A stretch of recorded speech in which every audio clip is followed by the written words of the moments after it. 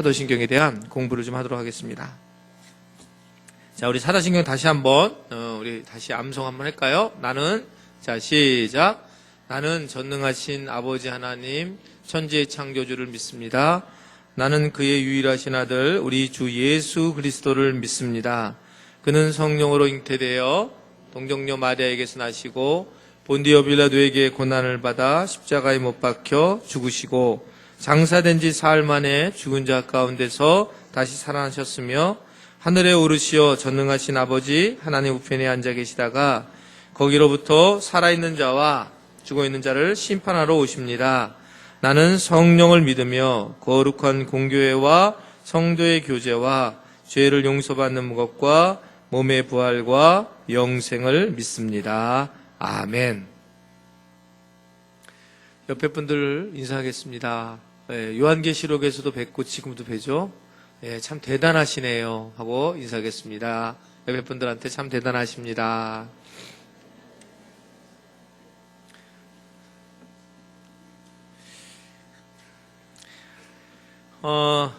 우리 교회가 그 사도신경은 개정된 사도신경을 하고 주기도문은 옛날 주기도문을 하고 있죠. 여러분들 신방을 가면 그렇게 하는 이유가 있어요.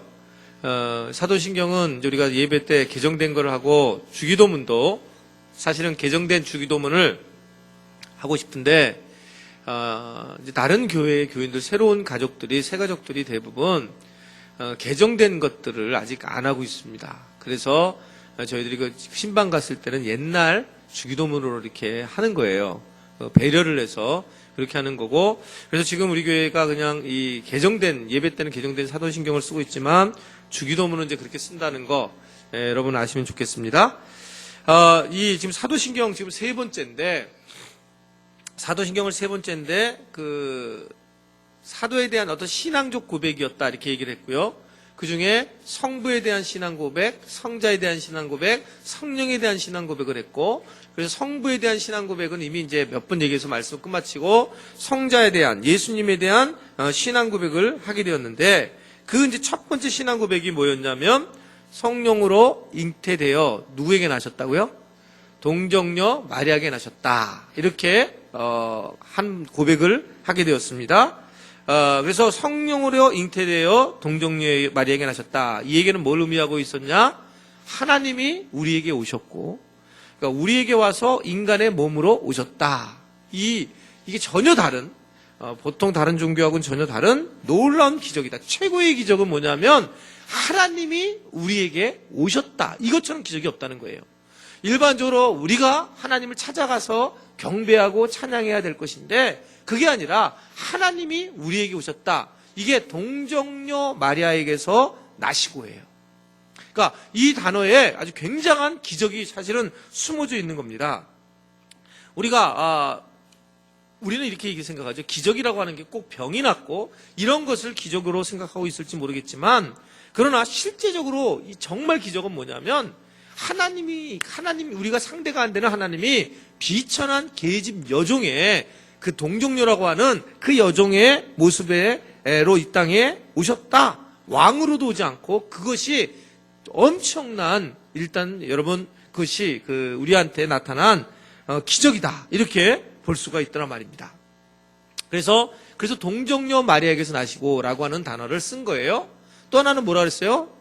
본디오 빌라도에게 고난을 받아사. 그래서 지난번에 여러분 이제 요한계시록을 중간에 들으셨으니까 이제 어리버리해서 잘 모르시겠지만, 지난주 수요일까지 뭘 말씀을 드렸냐면, 자, 이 사도신경에 너무 중요한 짧은 길에 그때 사람 2명이 나온다고 그랬어요. 거기서 제가 be continue 이렇게 됐어요. 그죠?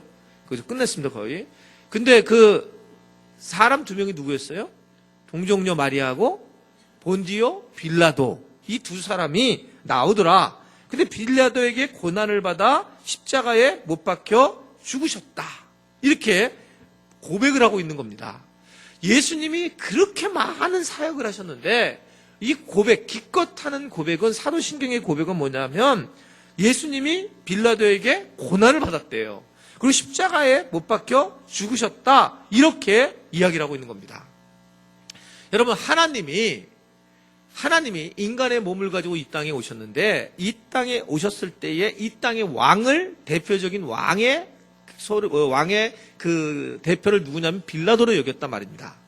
근데 그 빌라도가 이 땅의 왕인 거짓 왕, 가짜 왕인데, 그 가짜 왕이 진짜 왕이신 하나님이 왔는데, 예수님이 오셨는데, 그 가짜가 진짜를 재판하는 아주 엄청난, 어떻게 생각하면 이 역설이 여기 있는 거예요.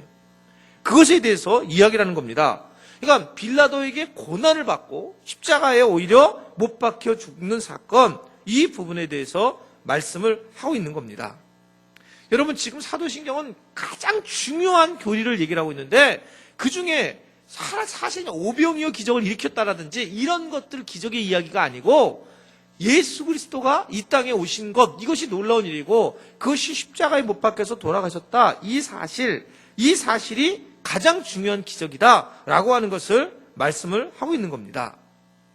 근데 두 종류의 사람을 지금 사도신경을 얘기하는데, 하나는 막달라 마리아 쪽, 하나는 본디오 빌라도 쪽, 이 두 쪽으로, 이 마리아 쪽과 그리고 빌라도 쪽으로 이렇게 나눠서 이야기를 지금 하고 있는 겁니다. 여러분, 이 얘기는 뭐냐면, 지금도 이 세상도 마리아 팀이 따로 있고 본디오 빌라도 팀이 있다는 거예요. 그러니까 세상은 이 두 종류의 사람이 있단 말입니다. 마리아는, 기억하시죠? 마리아는 처녀였단 말입니다. 처녀에게, 여러분 한번 생각해보세요. 처녀에게, 여러분들의 자녀인 누가에게 걔가 갑자기 아기를 안았다. 그러면서 걔가 뭐라고 그러냐면, 나 성령으로 잉태됐어요. 이래보세요. 기가 막히고 코가 막힐 얘기지. 그렇잖아요. 애가 와가지고 나 아기를 딱 안았는데 나 성령으로 잉태된 겁니다. 이게 있을 수 없는 얘기인데, 그 사건을 마리아가 이걸 경험할까요? 안 경험할까요? 이런 일들이 친구들이나 우리나라 말대로, 우리나라 속담대로 아니 땐 굴뚝에 연기 나겠냐. 너, 야야, 솔직하게 얘기해. 이렇게 분위기가 갈 것이지, 누가 성령으로 잉태돼서 아기 낳았다고 지금도 동일하게 어느 누구한테 누가 물어보세요. 여러분들이 누구한테나 나 성령으로 잉태돼서 아기 낳았다, 이렇게 생각해 보세요. 정말 미친 사람이 아니고선 그런 얘기를 안 하잖아요. 자, 그런데 여기서 뭘 얘기를 하려고 하느냐는 거예요. 마리아를 통해서 뭘 얘기를 하려고 하는 거냐?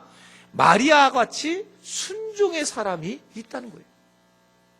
정말 이해가 안 되는데, 도대체 이건 알 수가 없는 부분인데, 그 천사의 이야기를 듣고 오케이 사인을 내가지고, 그래서 이 마리아가 뭐를 하게 됐냐면, 결국은 마리아 자체가 이 하나님 앞에 순종하는 모습, 그러니까 순종의 사람이 있어요. 그래서 성경을 보면 순종이 제사보다 낫다고 하는 거예요.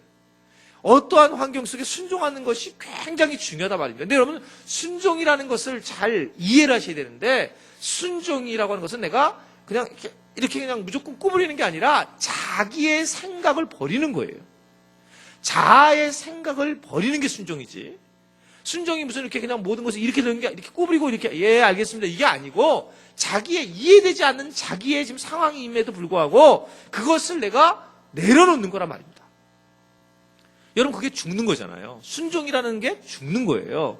내가 십자가 앞에서 죽고, 이 얘기도 순종이죠. 그러니까 그 십자가 앞에 죽는다는 얘기는, 이 얘기는 뭐냐면, 결국은 내가 가지고 있는 모든 틀을 내려놓는 것. 여러분, 이런 우리가, 그래서 정말 어떨 때는 막 답답하고 힘드는 거잖아요. 이번에 요한계시록에서도 그런 말씀을 계속했잖아요. 인생에 대해서 어떻든 광야로, 모든 성경은 광야에 갔던 사건을, 출애굽한 사건을 인생의 한 부분으로 얘기를 하죠. 바울도 그걸 예로 쓴다고 말씀을 드렸죠. 바울도. 그러니까 여러분, 인생은 광야와 같은 곳이에요. 그러니까 인생은 정말 어렵고 힘든 겁니다. 조금만 우리가 마음만 딱 놓으면 우리 인생 자체는 정말 힘들어요. 정말 힘든 것이 인생에, 그러니까 그 인생을 이길 수 있는 유일한 방법은 불기둥과 구름기둥을 따라가는 거고, 그냥 도대체 하나님 주신 것만 먹고 사는 거예요. 만나와 메추라기 먹고 사는 거고, 내가 조금만 눈만 돌려도 어느 날 금방 우리는 이 광야 같은 세상이 얼마나 힘들고 어려운지 막 벅찰 수밖에 없는 것이 우리의 모습이란 말이죠. 그러니까 이 마리아는 그래서 예수 그리스도의 온통 자기 삶을 던져버렸고, 그렇게 집중을 했던 사람이고, 그래서 이 마리아는 그의 순종을 통해서 예수 그리스도를 오는 루트를 만듭니다. 하나님의 영광을 드러내는 거예요. 저는 우리 모두가 우리의 순종을 통해서 하나님이 영화로워지는, 복음이 영화로워지는 그 놀라운 축복을 여러분들이 우리 모두가 함께 경험할 수 있게 되기를 바랍니다. 적어도 나는 그렇게는 하고 싶다는 거예요. 그렇게는 우리가 복음만을 한번 영화롭게 인생을 살아가면서 내가 죽어서 정말 복음이 영화롭게 되고 예수 그리스도가 영화롭게 되는, 내가 정말 창피해질 수도 있고, 어떻게 생각하면 내가 이거 정말 이걸 얘기하면 나는 매장이 될 수 있을지 모르지만 예수 때문에 그 예수 그리스도를 드러내기 위해서, 그러기 위해서 내가 진솔하게 고백하는 것, 이게 바로 내가 죽는 거예요. 이게 내가 죽는 겁니다. 그래서 그것을 우리가 이 마리아와 같이 그런 모습으로 살아가는 것 자체가 한 부류에 있더라, 하나님의 사람들이 있더라는 얘기를 하는 거죠. 그리고 또 하나는, 그 다음에 우리가 본디오 빌라도를 한번 볼까요? 본디오 빌라도에게 고난을 받아 십자가에 못 박혀 죽으셨다. 이렇게 말씀하고 있죠. 본디오 빌라도에게 고난을 받아. 그런 생각 어렸을 때 안 했어요? 저는 사도신경을 할 때마다 애울 사람도 많은데, 아리마대 요셉이든지 뭐 많잖아, 이름 중요한 사람, 우리 편 얘네 편 말고, 이게 정말 이게 본디오 빌라도는 이건 진짜 아니 신앙 고백을 하는데 얘를 왜 집어넣지? 난 진짜 어렸을 때 교회 다니면서 이해가 안 됐어. 이게 어렸을 때 내가 선생님한테 물어보면 선생님들 대답하는 분들이 별로 없더라고. 왜 본디오 빌라도를 왜 여기에 들어가 있냐고. 전혀 중요하지 않은 사람이 여기에 왜 들어가 있느냐, 그런 질문을 했는데, 여러분 왜 그럴까요? 왜? 지금 이것은 본디오 빌라도의 이름이 중요해서가 아니라, 아까 말씀드린 것처럼 세상은 두 종류의 사람이 있어요. 마리아와 같은 사람이 있고 빌라도와 같은 사람이 있다는 거예요. 이 세상에 대한 상징적인 부분을 분명히 얘기를 하고 있어요. 본디오 빌라도는 결국 최고의 지위를 가지고 있었던 사람이죠. 여러분, 최고의 지위를 가지고 있던 사람인데, 다 아는 얘기입니다. 요한복음 19장을 보게 되면 크게 잘못한 거 없어요. 빌라도가 크게 계속 뭐냐면 예수님 편을 들어요. 빌라도는 죄가 없는데, 그리고 손도 닦고 막 이건 나하고 상관없다, 니네들이 한 거다, 그리고 자꾸 빠져나갑니다. 빌라도는 어떻게 보면 실질적으로 빌라도가 예수님을 죽였습니까? 누가 죽였어요? 로마 병정들이 죽였어요. 로마 병정. 결국은 로마 병정이 최종적으로 이 창에 찔러지시잖아요. 근데 빌라도는 죽여라 이렇게 얘기도 안 했어요. 나중에 그냥 알았어 내줘. 그리고 손을 닦았단 말입니다. 이 부분이에요, 여러분.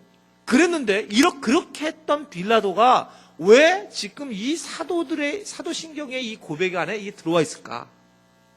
뭐가 그렇게 중요하기냐? 뭐가 중요하기 때문에 그럴까? 여기서 우리가 주목해야 될 부분은 뭐냐면, 빌라도라고 하는 사람의 직분인데, 이 사람은 사실은 아무런 힘을 갖다가 아무렇게나 이렇게 자기 마음대로 할 수 있는 그런 위치에 있는 사람입니다.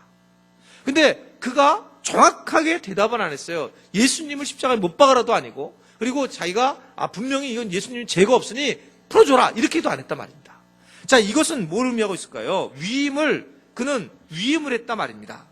그러니까 우리가 이 본디오 빌라를 통해서 가장 중요하게 여겨야 될 게 있습니다. 그게 뭐냐면, 한번 저를 따라하겠습니다. 청지기 정신이라는 게 뭡니까? 그게 뭐냐면, 본디오 빌라도에게 준 굉장한 권력이 있습니다. 힘이 있어요. 그 권력을 빌라도가 어떻게 사용했느냐라고 하는 거예요. 우리가 나중에 하나님 앞에 가서 책망 들을 부분이 있다면 저는 이 부분이라고 생각해요. 다른 부분이 아니고 이 부분 바로.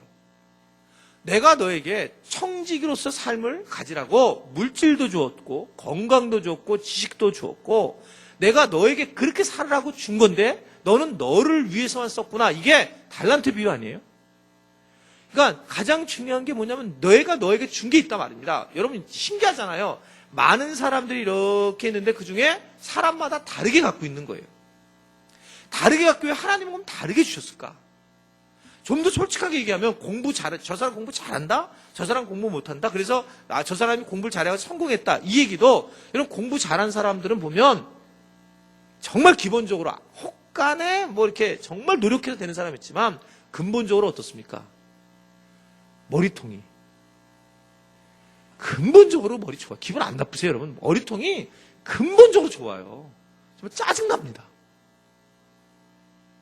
아니, 조금 노력한 사람, 노력 안 해본 사람들은 짜증도 안 나죠. 정말 노력한 사람은 짜증나요, 이거요. 왜냐하면 머리가 너무 좋은 거예요. 머리가.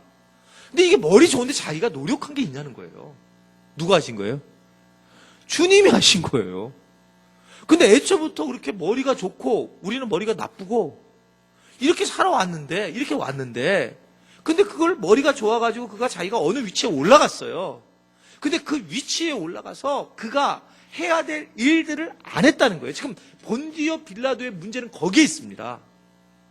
자기가 어느 정도에 가지고 있는 위치에 하나님 주신 것들이 있는데 그 위치에 올라가서 그것을 행하지 않는다면 이건 엄청난 죄라고 하는 것을 이 빌라도를 통해서 우리에게 알려주는 거예요. 지난주 토요일 날 오늘 오셨는지 모르겠는데 그거 안 오셨으리라고 생각해요. 그분이 새가족이시니까 식사를 대접받았어요. 굉장히 잘 우리 교회 주일날만 나오시는 분이신데 부부가. 근데 이제 부부가 돈을 버시니까 이제 주일날만 이렇게 나오셔서 계시는데, 근데 그러는 거예요. 우연히 얘기를 하시다가 목사님 저희는 시골 교회에다가 11조를 보내신다는 거예요. 그래서 예. 근데 그 교회에 11조를 보내는데 이번에 교육관을 하는데 그 11조를 글로 다 보냈대요. 부부가 다 걸로. 근데 자녀들이 한 4-5가정이 있는데 4-5가정이 다 바깥에서 사는데 시골 교회로 그 11조를 다 보내고 있습니다. 이렇게 얘기하더라고요. 그래서 예. 그래서 어떤 목사님들은 싫어한다 그러는데 목사님은 싫어하시지 않죠? 다 그러더라고요. 싫어해요. 근데 그 집사님은 참 저한테 아주 건강하게 정말 해맑게 얘기를 해맑게. 제가 싫어하는 걸 모르고 해맑게 얘기를 하는 거예요. 저도 그래서 해맑게 대답을 해줬어요. 왜냐, 그거 모르시니까. 물론요, 11조는 하나님의 것이고 하나님 앞에 하는 것이 참 좋은 거죠. 맞죠? 맞대요. 그래요. 그러면 왜 본교에다가 11조를 하라고 그러는 줄 아세요? 그랬더니 글쎄 그건 성경에 안 나오는 걸 잘 모르는 거죠. 모르죠. 여러분 왜 본교회 할까라고 할 때 어차피 11조를 교회에다 하는 건데 저는 제가 판단하는 거예요. 이유는 딱 하나예요. 시골교회다 하면 그 얘기를 내가 했어요. 시골교회 하시게 되면 시골에 가시면 그 목사님이 너무너무 집사님네 가정들 그 가족들에 대해서 고마워하시죠. 맞습니다. 누가 영광 받는 거예요? 시골에 가셔서 11조 가지고 여기서 내가 이제 여기까지 나왔는데 안 했죠. 이렇게는요. 장난친 하나님의 건데 이게 하나님 거를 마음대로 돌린. 그래서 당신이 영광을 받을 오셨으면 그냥 내가 재밌게 얘기하는 거예요. 혹시 오신 분은 그냥 이렇게 얘기는 안 했지만 내 마음에 영광을 돌릴 것을 하나님의 것인데 그런 것인데 그거를 가지고 다른 곳에 딱 줘서 자기가 파워를 나도 모르는 사이에 이 부리게 되는 게 그게 뭐냐면 우상이에요. 라고 얘기는 안 했다고요. 그냥 제 생각으로만 이렇게 얘기한 것 같고 제가 그렇게 했겠어요. 얼마나 착한데 제가. 그냥 예 그렇게 하시죠. 그렇지만 이런 얘기를 했어요. 그런데 우월한 마음이 드시죠? 그랬더니 맞다는 거예요. 그래서 그렇습니다. 11조는 하나님의 것인데 하나님의 이것을 이렇게 줬을 때 그 사람의 고마움이 넘어 들어가면 그렇게 되면 이미 이것은 우리가 영광을 차지하게 된 겁니다. 그래서 정말 만약 그 교회가 어려우시면 정말 그 교회가 도와줘야 될 상황이 되면 교회에다가 11조를 내시고 이 교회를 정말 도와줬으면 좋겠다라고 교회에다가 오히려 청원을 하십시오. 교회가 도와주겠습니다. 집사님은 쏙 들어가고 교회가 하겠습니다. 여러분 이게 동일해요. 여러분들이 예를 들면 감사헌금을 무슨 누구를 구제를 할 때도 여러분 선교를 할 때도 반드시 교회를 통해서 하셔야 돼요. 그것이 내가 드러난다는 거예요. 그게 잘못되는 게 아니라 목사님 또 교회에 들어가면 안 하시는데 물론 알 때도 있을지 모르겠어요. 그런데 중요한 거는 내가 드러나면 안 된다는 거예요. 그럼 내가 드러나면 그러니까 교회 공동체가 드러나야 된다는 거예요. 하늘꿈 영동교회가 드러나는 것입니다. 그렇게 해야 돼요. 그래야지만 우리가 섬길 수 있는 거라는 거죠. 여러분, 그게 왜 이렇게 중요하냐면 우리 삶이 플로잉하는 삶이에요. 우리 자체가 내게 오신 것에 대해서 내가 쥐어지면은 거기서부터 본디오 빌라도 같이, 그래서 이름이 이렇게 악행을 떠드는 사람처럼 이름이 나오더란 말입니다. 여러분, 나는 아무런 죄가 안 졌는데요, 너 가진 게 너무 많다. 부자가 심히 근심하며 돌아가니라. 너 가진 게 너무 많아. 여러분, 그런 얘기하는 거예요. 그래서 여러분, 없는 사람은 장땡입니다. 왜냐면 그런 고민할 것도 없는 거예요. 여러분, 이런 설교 들으면 고민할 것도 없는 거예요. 그냥 난 진짜 너무 감사하다. 주고 싶어도 내가 줄 게 하나도 없고 그냥 받아야만 되니까. 여러분, 그런 분들은 축복이라는 걸 아셔야 돼요. 근데 이게 가지고 있으면 가지고 있으면 불안해지는 거예요. 여러분, 이게 하나님께서 이렇게 주신 메시지를 잘 보세요. 내가 뭔가 불안할 때는 하나님께서 내게 뭔가를 지금 플로잉을 하기를 원하는 거예요. 내가 많이 있는데 내가 행복하지 않고 자꾸 이게 뭔가 불안하다. 그게 나는 누구랑 비교하면이 아니고 자기가 자기 자신에 대해서 그냥 아는 거예요. 자기에 대해서. 본디오 빌라도의 문제점은 그가 가진 권력이 있었습니다. 그것은 예수님을 그 자리에서 풀어줄 수 있는 권력이었어요. 근데 그는 방조를 했단 말입니다. 방조한 것이 심각한 문제로 나타나더라는 거예요. 그래서 이 본디오 빌라도를 기억하면서 우리가 그렇게 살지 말아야 한다. 왜 내가 이런 삶이 자꾸 이렇게 힘들어지는가라고 했을 때, 내가 혹시 본디오 빌라도와 같은, 가지고 있으면서 나누지 못하는, 이것을 내 것처럼 내가 행동하고 있는 것은 아닌가. 이 부분을 끝끝내 이걸 영적 싸움을 하셔야 된다는 걸 여러분 믿으시기를 바랍니다. 끝까지 영적 싸움을 하셔야 돼요. 이 부분이요. 저도 계속 마지막으로 기도하는 부분이 이 부분이에요. 이 부분. 좀 넓어져야 되는데, 교회가 성장하게 나가면서 막 여러 상황이 오잖아요. 여러 사정이 올 때에 내가 교회가 크니까 내가 가지고 있는 게 많으니까 내가 이것을 갖다가 어떻게 내가 파워를 부리면서 나눠줄 거냐, 이게 아니라 정말 주님이 영화롭게 되면서 우리 교회가 나눠줄 일들을 어떻게 나눠줄 것이냐, 그것이 굉장히 중요한 문제라고 그랬잖아요. 여러분, 제가 말씀을 드렸죠. 우리 교회가 지난번에 사랑연금을 해서 이 주변을 도와드렸다 그랬잖아요. 주변을 들었는데 그 교회가 두 교회가 이번에 차 타고 가니까 이게 다 알 텐데 이게 앞에 두 개 이렇게 있더라고, 교회가. 그 교회가. 근데 이쪽 교회인지 그 교회는 나한테 메일이 와가지고 우리가 그지입니까? 그런 걸 보내주시게, 이렇게 표현을 안 하지만 이런 걸 보내주시고 왜 그러시냐고. 이름도 없이 내가 없는 사이에 누군가 쓰고 왔다 놓고 그냥 가버리셨다고. 기분 나쁘셔서 이렇게 메일을 보냈고, 한 분은 그 다음 주에까지 전화해가지고 저한테 너무 감사합니다, 목사님. 어떻게 이렇게 개척을 하신 목사님으로서 개척교회에 대한 마음을 아시네요 하고 너무 감사를 표현하는 분이 있어요. 여러분, 그때 제가 계속 그 중심에서 뭘 하기를 원하냐면, 저는 정말 제가 칭찬받고 싶은 게 아니고, 저는 이걸 어떻게 흘러보내야 되느냐, 이 부분, 이것이 제가 기도하는 제목이에요. 만약 우리 교회가 크게 성장하면 어떻게 이름도 없이 빛도 없이 정말 우리가 주님을 드러내면서 그걸 흘러보내게 하느냐. 본디오 빌라도와 같이 그냥 우리가 무방비로 사는 게 아니라 어떻게 우리가 가진 것을 가지고 섬길 수 있는가. 여러분, 그런 사람에게 하나님께서는 달란트 비유를 통해서 우리가 알 수 있는 것처럼 가진 자에게 오히려 더 그것을 못한 사람을 뺏어서 줬다라는 사실을 여러분 아셔야 됩니다. 아멘을 안 해도 여러분 어쩔 수 없는 일이에요. 성경에서 그렇게 분명하게 말씀을 하고 있는 거예요. 그래서 본디오 빌라도를 여러분 기억하시라는, 이 단어를 기억하라는 이유는 본디오 빌라도가 가지고 있는 이 권력을 네가 사용하지 못했기 때문에 네가 부정적인 교훈을 통해서 이 본디오 빌라도처럼 살지 말게 하라는 것을 우리가 고백하라는 거예요. 이렇게 살면 안 되는구나. 이것에 대해서 오늘 우리에게 다시 한번 말씀을 하고 있는 겁니다.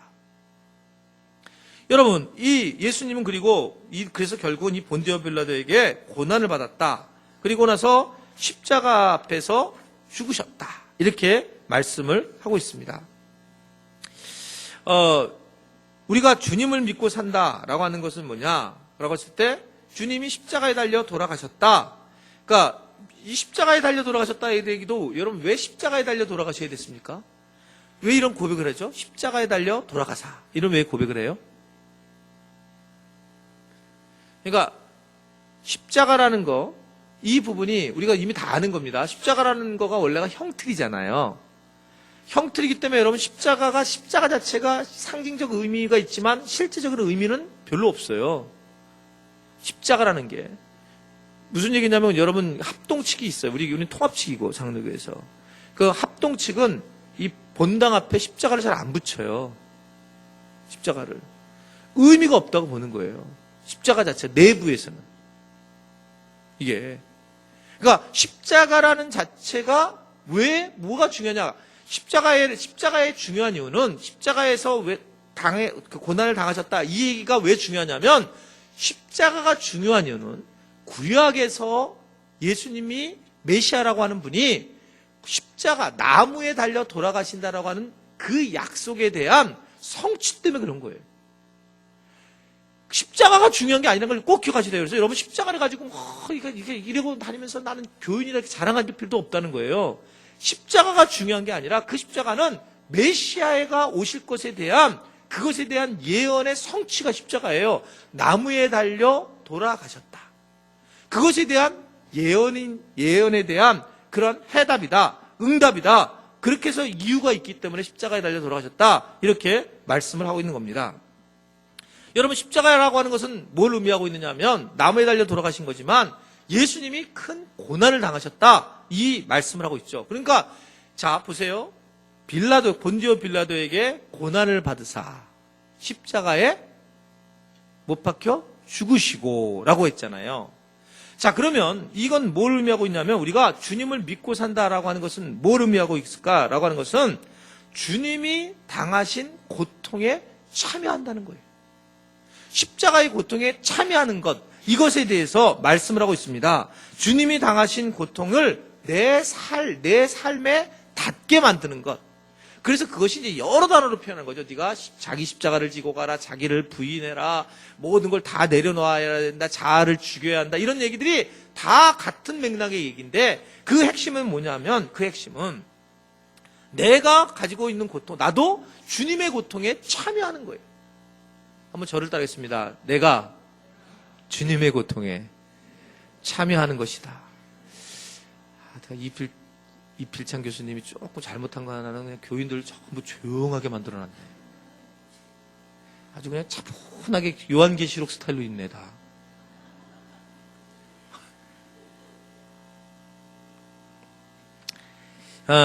여러분 그렇잖아요. 정말 아프다라고 하는 것을 우리가 언제 경험합니까?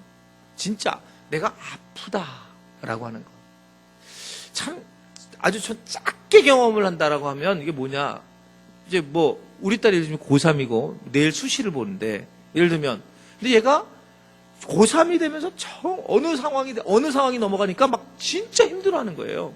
뭐 부모가 별로 관심을 두지 않긴 하는데 근데 이게 탁 넘어가는데 그때 내가 조금 느껴지더라고. 야, 저 애가 너무 힘들어하는 거야. 애가 너무 막 이 고3이라는 자체가 공부도 안 하면서 근데도 그냥 막 힘들어하는 거예요. 무조건 힘들어하는 거예요. 그러니까 근데 그게 막 나한테 싹 다 이게 다가올 때가 있어요. 싹 정말 제가 아파하는 거가 쓱 다가오는 거예요. 쓱 그냥 이게 이게 아파한다. 내가 십자가의 고통에 참여한다. 이 얘기가 우리가 십자가를 지고 뭐 며칠을 걷느냐 이걸 얘기하는 걸까?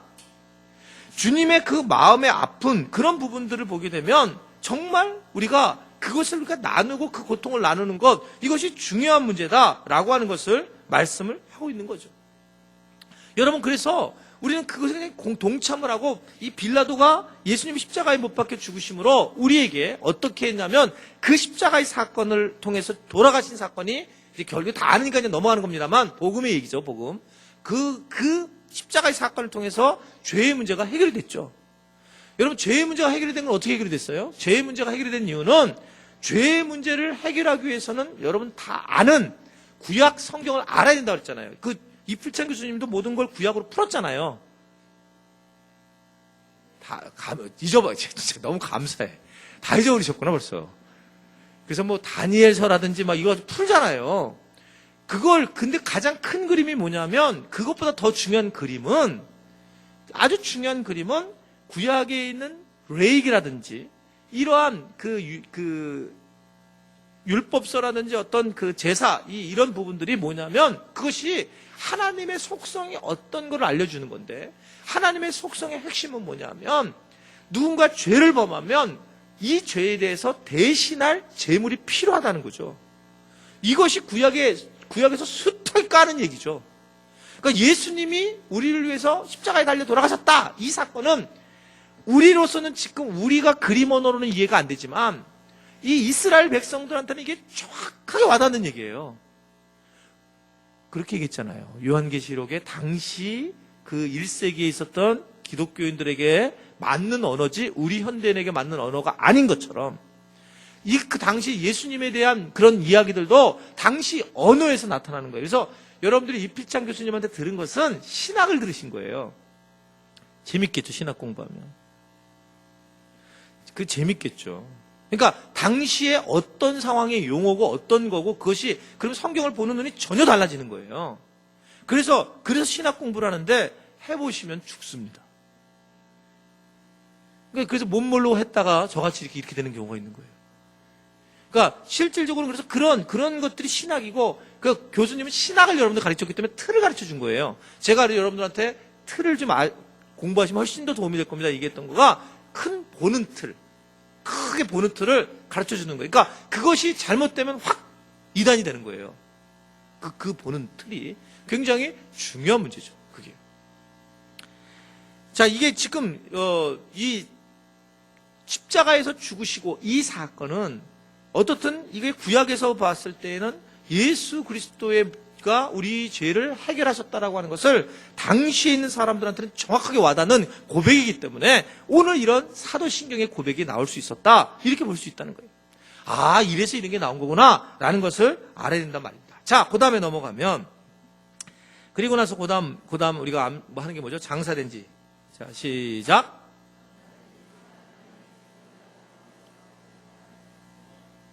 장사가 되었다는 거예요. 장사가 되었다. 장사된 지 며칠 만에? 사흘 만에.